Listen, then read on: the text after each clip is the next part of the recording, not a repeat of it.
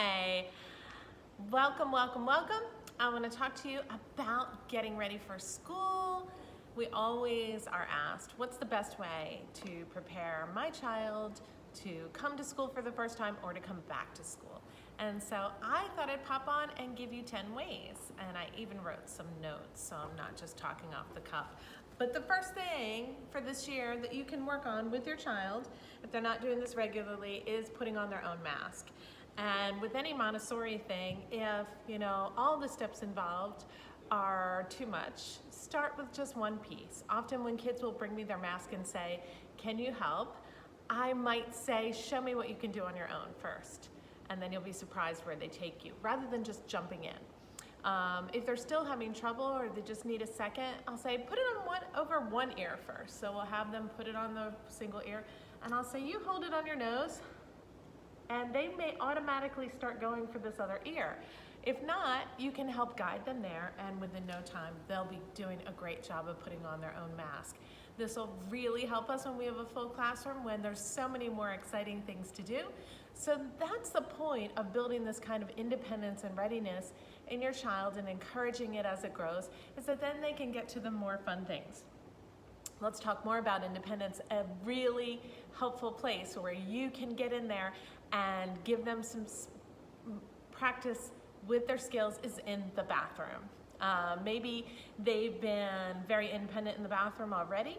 You might just want to encourage them to listen to their body and to cue in sooner rather than later. When you're in a classroom, rather than just at home, you're going to have to think about using the bathroom sooner. And so wherever your child is in toileting, just encourage them, scaffold them, and see if they can do the next piece on their own. That's really important. And again, the more independent they are in the bathroom, the more fun things they can get to outside of here. One of the things that you're going to want to really focus on in the bathroom is hygiene. And that's going to be important to keep us all healthy. We also have a lid here on our child's toilet, and we ask that they close the lid before flushing it. And that's a great thing to do. So number 3, this is something specific to our classroom, and that's called walk to talk. Maybe at home, you can hear everybody from any part of the house, and you've been home, just a couple of you, and your child might yell, hey, and your name, or your mom, dad, parent, person, can you please do this? Hopefully they're saying please, but they're just gonna make requests, and you can hear them from across the room or across your house. Here at school, we're gonna ask them to walk before they talk. And so you'll often see in a Montessori classroom that a teacher won't respond right away, and then the child will walk on over. The other thing that you can teach, the next step after they've come to you, is teach them to pause and wait if you're already in conversation or concentrating. We'll be doing that the whole time they're here. Sometimes we have to be reminded, but it's a great thing to practice. 4 is all about hand washing. Most of us prior to COVID probably didn't always, I don't know about you, but didn't always wash for a full 20 seconds. It's quite a long time. You can make it a game at your house. You can practice in Spanish and French. You can practice just those teens, because if emerging teen counters will sometimes say 11, 12, 14, 14, or 11, 12, 13, 18. The teens are kind of tricky, so have them count out loud with them, and make sure that they're washing and practicing soaping in between their fingers and the backs and the fronts of their hands and getting really clean. It takes a while to get through that, but we want them to be masters of hand washing and keep each other healthy and safe. So number 5 is managing your own shoes. Sometimes it might be time to transition to outside, usually for pickup, and maybe they're doing something they love, finishing a watercolor, and so they're going to be a little bit later to come over to the cubby space and get ready. And if 10 people are doing that at the same time, we can't help 10 of them all at once. That's kind of cool though, because it does spur them to have more independence with their shoes. But whatever their shoes that they're regularly going to take off and on here at school, they should be able to manage. So if they arrive in tennis shoes, they should be able to at least put them on. They don't have to know how to tie them yet. We can practice that here.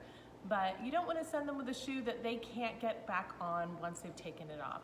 So I love Keens as much as the next person, a really great outdoor shoe, but for many of our little ones, they're kind of hard. So rain boots are awesome and easy, Crocs are awesome and easy, and certainly their inside shoes should be pretty easy. Let's talk more about belongings. Number 6 is carrying their own stuff. It's amazing to me, and it happens every year, that the children will manage their own belongings through the gate, into the classroom, out of the classroom, carrying their own stuff, lining up with their own stuff. And as soon as they get to the gate, some of them will drop it or, push it onto the parent that's picking up. So we're gonna say, hey, you guys can do it, you can carry it. And I think that you will be really, really happy if you get them in the habit of managing their own stuff. And then maybe you can be that family that backpacks through South America because everybody's hauling their own stuff. And after you leave us, you're gonna be in an elementary school somewhere else, and maybe they're riding a bus, or maybe it's a car line where you're never going in and hunting their stuff down. So getting them in the habit of being responsible for that allows them to build those independent muscles. Really a good thing. Number 7, getting a great night's sleep. So good for their mental health. It's good for their emotional regulation. It's good for you. I know it's hard when it's still light out late, but start to push that bedtime a little bit and make sure that everybody is settled in early. Don't, keep the house quiet and calm as you can, and say no to some of those late night activities and start to practice some even better, awesome sleep schedules. Number 8, identifying and talking about their emotions. That's what we're going to do here the whole time, but it's something you can do at home too. When you notice that they're getting stuck, you can offer them some language for that and have them start to notice it in others. Children grow so much empathy at this age, and it's really cool to see.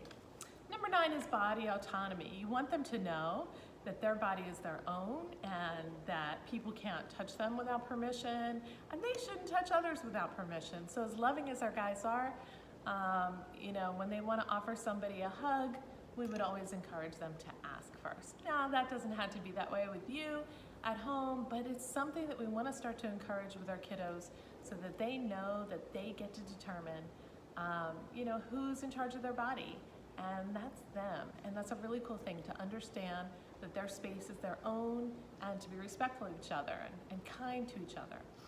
And the last one I have on here is another way to dialogue. It's talking about healthy friendship. If they're new to making friends, they might initially bond with somebody and say, this person is my best friend, and somebody else might want to come into that friendship, and they would say, we'll often find this with young ones, or especially around 4, I already have a best friend. So you can talk about how expansive our community is, how there's always room for more love and more acceptance and more inclusion.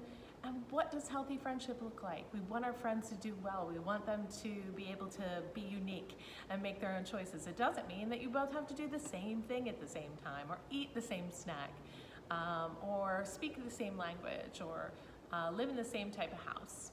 And so keep dialoguing about friendship. We've got great literature here, and we do it all year long. But these are ways that we can work together, home and school. Your child will be more prepared. It doesn't have to stop when school starts. You can work on all these things all year long and beyond. We're so excited to get your kiddos into the classroom, and I will see you soon. Thanks for watching.